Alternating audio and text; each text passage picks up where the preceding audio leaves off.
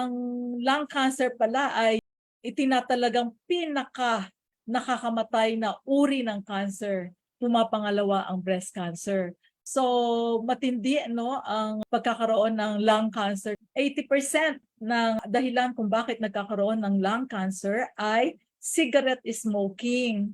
Meron itong tar, meron itong nicotine na sumisira, at kung makikita mo lang ang epekto nito sa ating lungs, from a clear lungs, paano niya sirain kung kukunan mo ng picture ang isang baga, napakalaki ng diferensya ng isang taong naninigarilyo kumpara sa isang hindi naninigarilyo. Na-mention ko kanina, 80% ng mga naninigarilyo, ang resulta ay nagkukos ng lung cancer. Pero 20% ay non-smokers. In fact, ang ating yumaong si Senator Miriam Defensor ay namatay sa lung cancer pero hindi siya smoker. No? Ito pala ang dahilan ay second-hand smoke. Ang usok ay ibinubuga ng taong naninigarilyo sa kanila at nalalanghap nila sa kanilang kapaligiran. So, ganoon kagrabe ang chemical na galing dito sa smoking. Meron tayong tinatawag na radon exposure. Ito ay isang radioactive gas na nagmumula sa ilang uri ng mga lupa. Ito ay very common. Any radioactive exposure ay delikado sa ating baga, no? At exposure din sa mga asbestos. Makikita ito, asbestos sa mga construction materials gaya ng adhesives, electrical components, tiles, boards. Yung mga exposed dito, yung mga construction workers, mga car mechanics, yung mga naaamoy nila ng mga matitindi, air pollution, yan, number 1 din yan, sa hangin na nanggagaling. Ito ay maaaring sa ating sasakyan o sa pabrika, dumi sa kapaligiran na nalalanghap, no? Ito yung mga ibang mga chemicals sa air freshener nilalagay natin. Hindi pala maganda 'yon, matindi 'yon, lalo na yung moth na inilalagay natin sa ating CR, no? Hindi pala maganda 'yon, no? So, kung may family history kayo na may lung cancer, ikaw ay isang kandidatong magkakaroon dahil mahina ang inyong mga genes.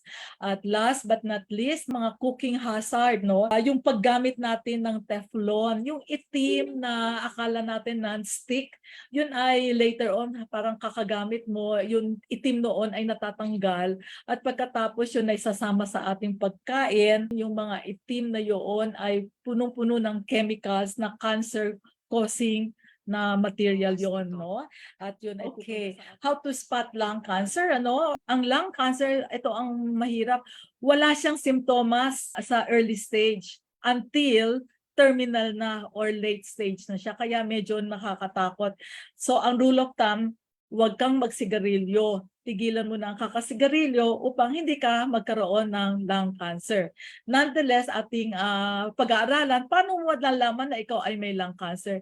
Number 1, of course, late stage na kasi ubo. Chronic cough na tinatawag. Ubo ka ng ubo, maaring taon na, hindi natatanggal. Akala mo is smoker's cough lang, pero delikado ka rin, na aring ito ay isa sa mga simptomas ng lung cancer. At nahihirapan kang huminga, later on yung ubo mo, pagtingin mo may dugo na, may mga phlegm, chest pain, Siyempre, hindi lahat ng chest pain ay lung cancer. Ang TB ay may chest pain din, pero may sinat siya sa gabi. Ang pneumonia, may chest pain din, pero ito ay may lagnat, kasamang lagnat. So, ang lung cancer, walang kasamang lagnat o sinat. Ang lung cancer, para ma-spot mo kung ito ay lung cancer, kailangan samahan ito ng iba pang mga simptomas. Tulad ng na-mention ko, kung ang ubo mo ba ay productive, at wala ka naman lagnat pero may phlegm ka, yun ay pagtatakahan mo. At taon ang binibilang sa isang may lung cancer. Hindi porke may ubo ka, siyempre yung overnight na may inubo ka, nahawak ka, yun ay panandalian lang. Ito chronic taon ang binibilang. So pagka taon na ang binibilang na meron kang ubo, kailangan magpa-screen ka na, magpa-check up ka na, o kaya magpa-ultrasound ka na, o magpa-x-ray ka na para malaman kung meron kang tumor sa lungs. Okay, syempre pag ikaw ay na-diagnose na ikaw ay may lung cancer, pag pupunta ka sa medical doctor, tatlo lang ang gagawin niyan: cut, burn, and poison, surgery, chemo, and radiation.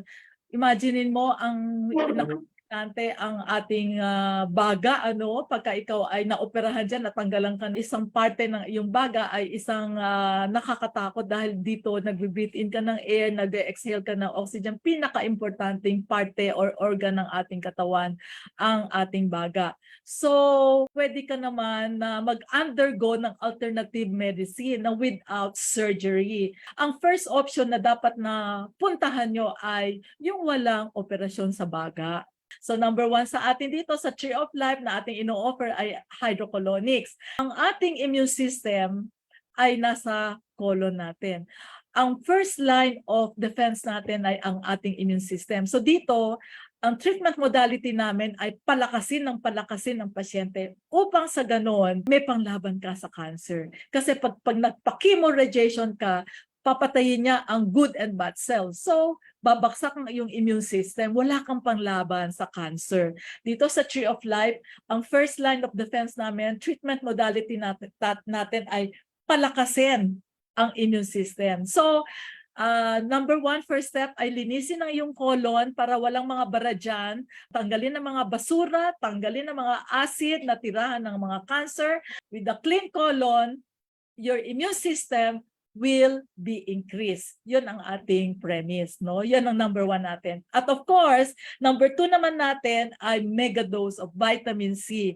Alam mo ba, Miss Heidi, sa ating 13 years na paninilbihan sa mga pasyente namin dito na may cancer, makikita mo in just 10 days paano sila lumalakas sa pamamagitan ng mega dose of vitamin C, no? Vital C drip ang tawag namin dito. Mega dose. Ito ang pinaka-epektibo na treatment modality. Lumalakas talaga ang pasyente kasi pag mahina ang pasyente sa pamamagitan ng chemo radiation, baksak ang immune system, babaksak sila, ng hina na nga sila, pahihinain pa lalo. Dito, mahina sila, pinalalakas namin sa pamamagitan ng mega dose, no? Vitamin C, talagang napakaas ng dosage ng vitamin C. Napaka-epektibo para palakasin ang immune system nila, at ito ang papatay ng cancer cells pag malakas ang iyong immune system. So mega dose of vitamin C. Pangatlo dito ay using food as medicine, yung plant-based diet. Alam natin na ang pagkain ng cancer ay mga processed meat, baboy, baka, chicken. So a-avoid mo na yon. So using food as medicine, we starve cancer cells to death by not feeding them their food. In just 10 days, huwag mo silang pakainin. Alam mo, namamatay sila at napaplas mo yung toxins nila. At of course, you starve cancer cells to death by not giving them their food. Anong food nila? Processed meat at asukal, yung matatamis. So, wala silang kinakain dito kundi juicing. Bigay kami ng bigay ng tinatawag namin juicing therapy, no? Every hour yon. So, nanonurish ang cells, nare-revive, nare-repair, nafa-flush ang toxins. In just 10 days, na-energize sila at nagsishrink talaga ang tumor. Talagang malaking improvement in just 10 days by just doing this. So, meron din tayo tinatawag na herbal medicine. Ano ang herbal medicine? Mamaya i-discuss natin thoroughly. Ito ay halamang gamot na hindi mo na-prove na talagang nakakatulong panlaban ng cancer. Rectal ozone, yan ang meron dito sa Tree of Life. Ito ay oxygenation. Oxygen supply through the rectum. So pag sinuplayan mo ng oxygen ang pasyente na merong cancer, ang mga cancer cells, they don't survive in an oxygenated environment. Namamatay sila. Of course, kapag ikaw ay na-diagnose na may lung cancer, top of the list, kailangan what to do, tigilan mo ng pag-i-smoke. Kung yun ang naging dahilan bakit ka nagkaroon ng cancer, stop smoking na. Huwag ka nang mag-smoke. At binibigyan din namin sila ng B17 supplements. Sa survey namin o sa studies namin, napag-alaman namin na ang cancer is a B17 deficiency. So kung deficient ang B17 mo kaya ka nagka-cancer, aming sinusuplayan ng B17 para tumaas ang level ng B17 at mamatay ang cancer. Of course, avoid mo na ang mga environmental pollutants, no? Kung ikaw ay construction worker, kung ikaw ay isang mechanic, mag-isip-isip ka na magpalit ka ng iyong trabaho para ikaw ay gumaling, hindi ka na ma-expose sa mga pollutants na yan. Last but not the least, change lifestyle na. Ibig sabihin ng change lifestyle, iwasan na ang mga pagkain ng cancer tulad ng processed meat at matatamis. Tigilan na yan at mag-concentrate ka na sa plant-based diet na siguradong ikaw ay lalakas at ikaw ay gagaling sa iyong sakit, no?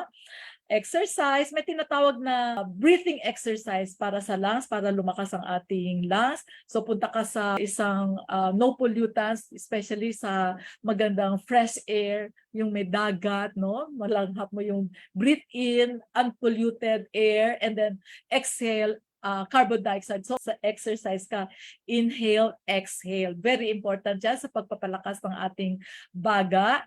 Habang naka-expose ka sa sunshine, isa pa ring mataas sa vitamin D, pangpatay din ng cancer.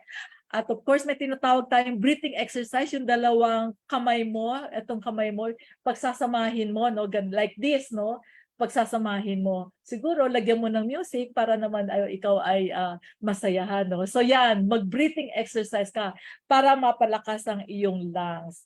Last but not the least, by avoiding stress. Alam mo, ang stress ay isang cancer-causing dahilan din kung bakit nagkakaroon ng cancer dahil nagpuproduce ka ng maraming acid pag ikaw ay stressful ang environment mo, kung ikaw ay stressed out. Kaya kailangan i-avoid mo, matuto kang magkaroon ng positive outlook at matuto kang how to cope with your stresses. Dahil nadadagdagan ang acid production. As we all know, ang acid environment ay isang tirahan ng cancer. Ate Mirna, bigyan mo kami ngayon ng listahan ng mga pagkain na pumapatay sa lung cancer, yung lumalaban sa lung cancer. Okay, top of the list natin ay apple. Alam natin na may kasabihan, an apple a day drives the doctor away. Kasi meron itong flavonoids na antioxidant na pumapatay ng mga cancer cells. Number 2 ay grape. Nakikita nyo ba ang shape ng grape? It shapes like a lung, no? It is good for your lungs. Ayan, makikita mo, pampatayan ng cancer, lung cancer. Beet, anong meron dito? Ino-optimize niya ang oxygen intake mo sa beet. Alam natin na pag oxygenated environment, hindi nabubuhay ang cancer.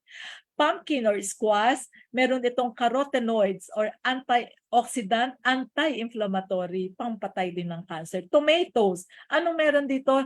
High in lycopene, mai-improve niya ang lung function. Leafy greens, ito ay mataas sa carotenoids, anti-inflammatory, antioxidant. Lahat ng ito ay pamatay ng cancer. Seaweeds, anong meron dito?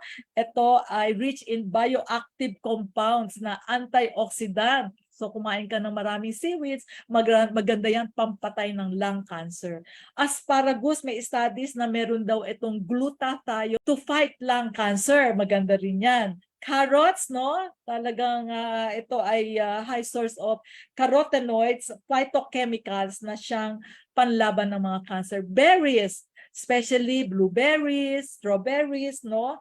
Meron tong anthocyanins. Nag-i-slow siya ng growth ng cancer cells. Yan ang mga lung cancer fighting foods na dapat nating makilala at pwedeng kainin upang sa ganun mapalakas natin ang ating baga at ma-repair ang lungs natin. Ate Mirna, ngayon naman, ano yung mga halamang gamot ayan na mainam para sa lung cancer? Okay. Top of the line, guyabano leaves. Hindi yung fruit. kundi yung leaves nito. Itong chichirika.